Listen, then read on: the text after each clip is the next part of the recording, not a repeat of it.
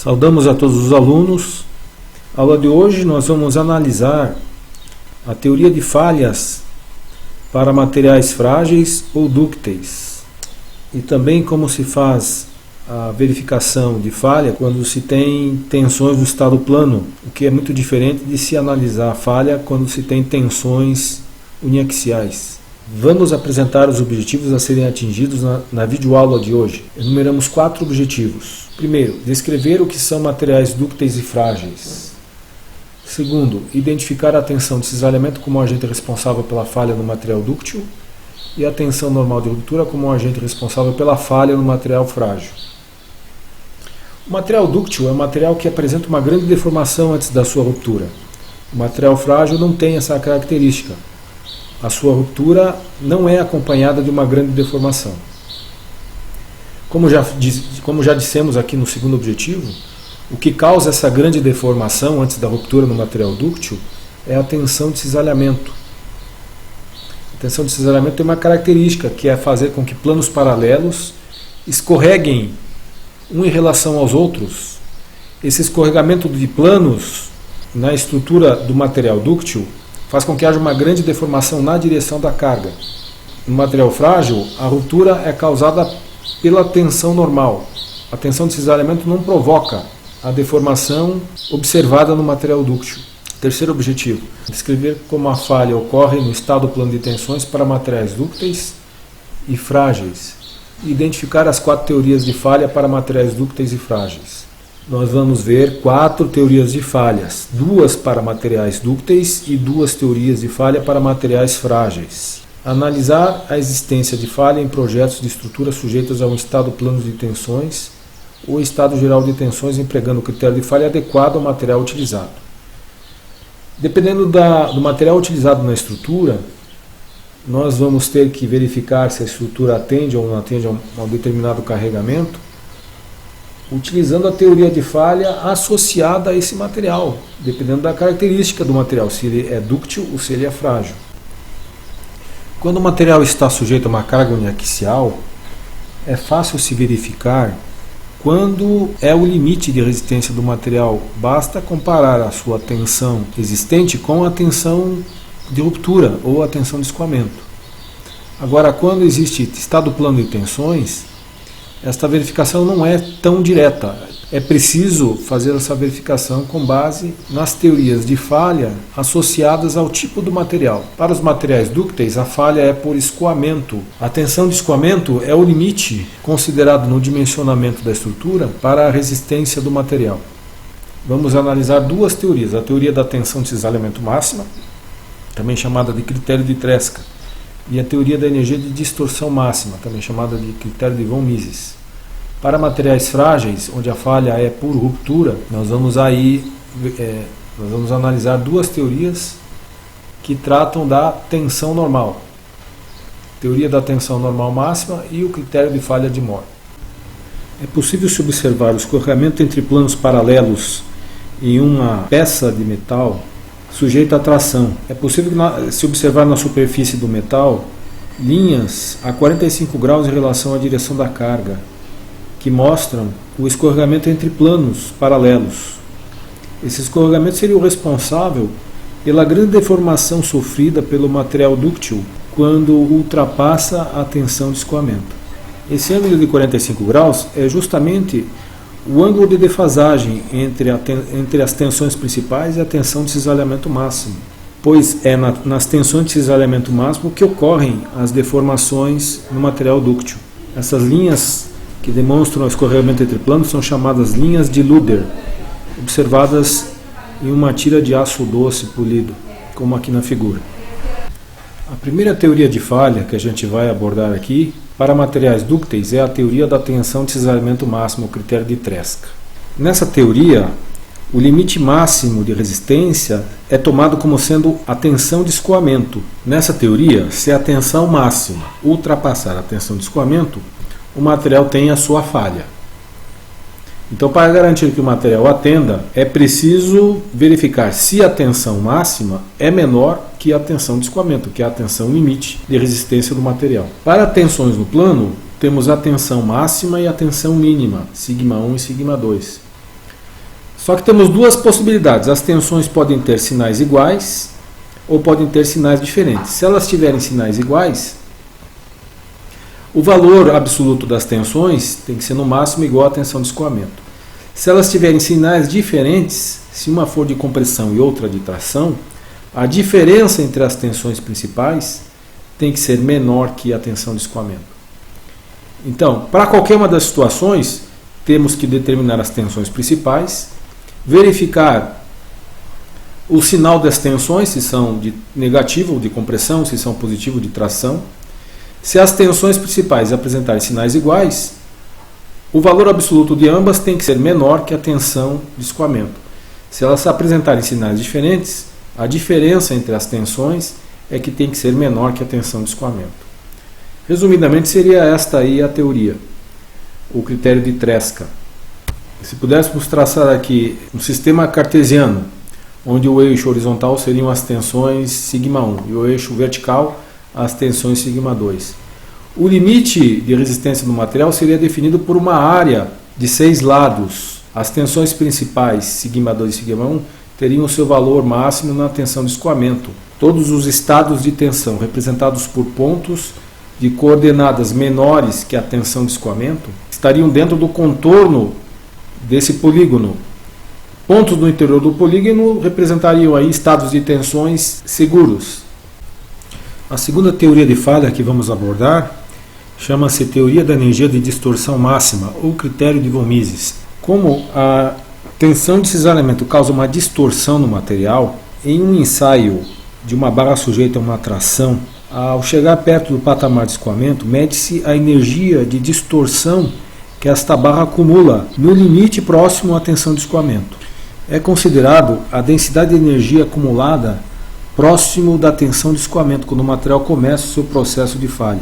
Essa energia ela é uma densidade de energia por volume de material. Então, pode-se fazer uma extrapolação para usar a mesma energia, a mesma densidade de energia para o estado plano ou para o estado triaxial. Iguala-se a densidade de energia de distorção para o ensaio unidimensional próximo da tensão de escoamento. Essa densidade de energia seria a densidade de energia limite para o material sujeito a qualquer estado de tensões, seja ele no plano ou tridimensional. A partir dessa igualdade, chega-se a essa expressão, que é a chamada expressão de von Mises. Então, nessa expressão, o quadrado de σ1 subtraído do produto do σ1 por σ2, somado com o quadrado de σ2, tem que ser menor que a tensão de escoamento elevado ao quadrado. Se o primeiro membro aqui dessa equação for maior que a tensão de escoamento elevado ao quadrado, o material apresenta falha. Então, para que o estado de tensões seja seguro, ele deve satisfazer essa inequação. O gráfico dessa inequação seria uma elipse. Qualquer ponto cujas coordenadas representariam aí as tensões principais σ1 e σ2, neste sistema cartesiano, qualquer ponto no interior desta elipse representa um estado de tensões seguro. Qualquer ponto sobre o contorno ou fora dele representaria um estado de tensões com falha ou inseguro.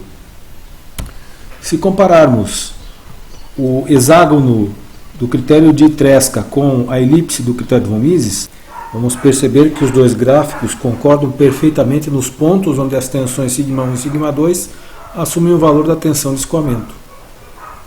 Pode haver situação em que um ponto representativo de um estado de tensões seja seguro pelo critério de von Mises e não seja seguro pelo critério de Tresca. Se for seguro para pelo menos um dos dois critérios, o material não apresenta falha. Para apresentar falha, ele deve estar fora do contorno elíptico. Vamos falar agora dos materiais frágeis. Os materiais frágeis sofrem falha por tensões normais. Aqui nessa figura é mostrada aqui uma barra de giz sofrendo aqui uma carga de tração. Podemos observar que a falha ocorre num plano perpendicular à direção da carga, mostrando que é a tensão normal que causa a falha no material frágil. Da mesma forma, se para a mesma barra de giz, material frágil, se formos aplicar aqui uma torção, que causa aqui uma tensão de cisalhamento pura na superfície da barra, a correspondente falha sofrida pelo material, causada pela tensão de cisalhamento, vai ser uma falha em um plano perpendicular à direção das tensões principais, que são equivalentes a essa configuração de tensão de cisalhamento puro, mostrando também que são as tensões normais que causam a falha no material frágil. O limite de resistência no material frágil não será, como no material dúctil, a tensão de escoamento, porque não existe escoamento. Seria a tensão de ruptura, a tensão normal de ruptura. O material frágil rompe sem haver aí uma grande deformação, como acontece lá para os materiais dúcteis. A primeira teoria de falha para materiais seria a teoria da tensão normal máxima, também chamada critério de Rankine. Nessa teoria, as tensões principais devem ser menores que a tensão de ruptura do material para que a configuração de tensões seja segura. Se as tensões principais, tanto a máxima quanto a mínima, se qualquer uma delas for maior que a tensão de ruptura, a configuração de tensões sofrida pelo material é insegura, porque pode haver a falha. Outra teoria de falha para materiais frágeis é o critério de falha de Moore.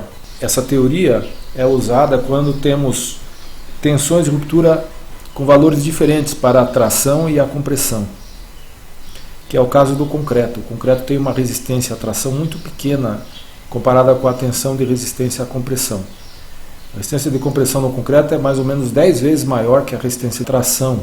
Para a aplicação dessa teoria, se constrói 3 círculos de Moore, um para o ensaio de compressão simples, outro para um ensaio de cisalhamento puro e outro para um ensaio de tração simples. Com esses 3 círculos de Moore construídos, se identifica uma envoltória de falha que passa pelo contorno dos 3 círculos simultaneamente. Qualquer estado de tensões cujo círculo de Moore esteja dentro deste envelope de falha mostra um estado de tensões seguro. Se o estado de tensões causado no material tem um círculo de Moore que fica fora desse envelope de falha, este estado de tensões é inseguro, com o risco de causar a falha no material. Se plotarmos um gráfico, onde temos aqui no sistema cartesiano o eixo horizontal com a tensão máxima, o eixo vertical com a tensão mínima, o contorno da área que define a região segura para o material frágil seria dado por esse desenho, onde teríamos aí as tensões de ruptura à tração menores que as tensões de ruptura à compressão. Vamos fazer a aplicação da teoria vista, aplicando a teoria de falhas para materiais dúcteis, nesta barra sujeita a dois esforços, uma torção de 3,25 kNcm e uma compressão de 15 kN. A primeira coisa a se fazer é determinar no ponto A o estado de tensões que esses esforços causam no material. Então a primeira coisa a se determinar seriam as tensões atuantes aí no ponto A, na superfície da barra maciça. Essas tensões são obtidas a partir dos esforços das forças externas aplicadas na barra. A torção vai causar tensão de cisalhamento, né? E a carga de compressão vai causar tensão normal de compressão. Então, calculando aqui a tensão de cisalhamento provocada pelo torque, pela torção, vamos usar aí a fórmula da torção.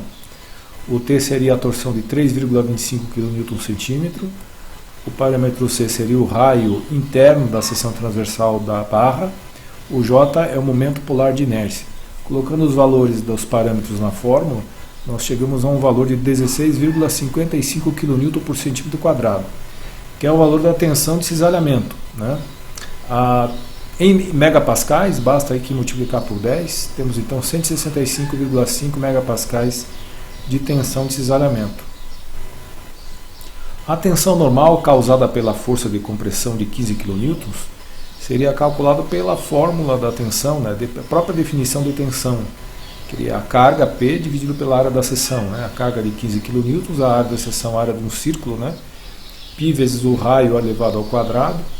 Temos então aí uma tensão de compressão de menos 19,10 kN por centímetro quadrado, que equivale a 191 megapascais. Então, esse seria o estado de tensões no ponto A. A partir desse estado de tensões, Nós vamos determinar agora a configuração das tensões principais, que vai mostrar as tensões máxima e mínima, sigma 1 e sigma 2. Então vamos determinar o valor dessas tensões usando esta fórmula que nós deduzimos a partir das equações de transformação de tensões do plano, né? Seria aqui a tensão média, a média das tensões normais, mais ou menos essa raiz quadrada, que é a tensão de cisalhamento máxima no plano. Colocando os valores dos parâmetros na fórmula, chegamos nos valores das tensões principais.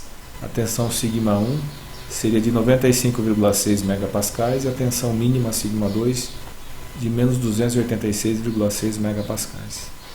Com as tensões principais determinadas, podemos aí aplicar a teoria de falha para materiais dúcteis, começando com o critério de Tresca. No critério de Tresca temos duas opções, temos duas alternativas. Se as tensões principais tiverem sinais iguais, o valor das duas deve ser menor que a tensão de escoamento. Se as tensões principais tiverem sinais diferentes, que é o caso do nosso problema, a diferença entre elas tem que ser menor que a tensão de escoamento. A tensão de escoamento dada para o material da barra é de 360 megapascais. Colocando aqui então os valores de sigma 1 e sigma 2, temos 95,6 menos a tensão sigma 2, que é uma tensão de compressão, portanto tem que ser considerado o valor negativo. Então o resultado aqui seria 382,2, que é maior que a tensão de escoamento. Portanto, pelo critério de Tresca, o material não resiste à configuração de tensões causada pelos esforços. Então, pelo critério de Tresca, temos aí uma situação insegura que pode provocar a falha no material. Aplicamos também a teoria da energia de distorção máxima, que é o critério de von Mises. O critério de von Mises é verificado através desta fórmula que vimos na teoria, né? O quadrado da tensão máxima menos o produto da tensão máxima pela tensão mínima mais o quadrado da tensão mínima tem que ser menor que o quadrado da tensão de escoamento. Aplicando os valores na fórmula, vamos obter aí para o primeiro membro desta equação 118.677, que é menor que o quadrado da tensão de escoamento. Portanto, pela teoria da energia de distorção máxima, ou critério de von Mises, o material atende aos esforços. Não há o risco de acontecer falha para este estado de tensões. Então temos uma situação nesse problema em que a verificação pelo critério de Tresca não atende e pelo critério de von Mises atende. Como ele atende para pelo menos um dos dois critérios, podemos considerar que o estado de tensões é seguro e não vai haver o risco de acontecer falha.